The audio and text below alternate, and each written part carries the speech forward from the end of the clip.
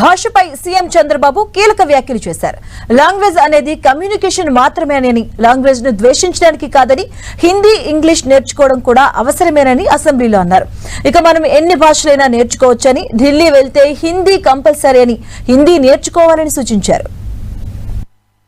Language అనేది communication మాత్రమే. Language తో నాలెడ్జ్ రాదు.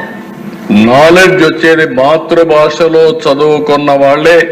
ఈరోజు ప్రపంచం మొత్తం ఎక్కడ రాణించినా మాతృభాషలో చదువుకున్న వాళ్లే రాణించారు.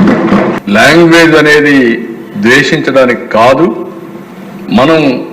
ఈరోజు మనం ఇక్కడ మాతృభాష తెలుగు, హిందీ జాతీయ భాష, ఇంటర్నేషనల్ లాంగ్వేజ్ ఇంగ్లీష్. మాతృభాషను మరిచిపోం. జాతీయ భాష నేర్చుకుంటే హిందీ కూడా ఢిల్లీ పోయినప్పుడు ఫ్లూయెంట్ గా వేరే వాళ్ళు కూడా మాట్లాడే పరిస్థితికి వస్తుంది. కాబట్టి మీరందరూ గుర్తుపెట్టుకోవాల్సిన అవసరం ఉంది.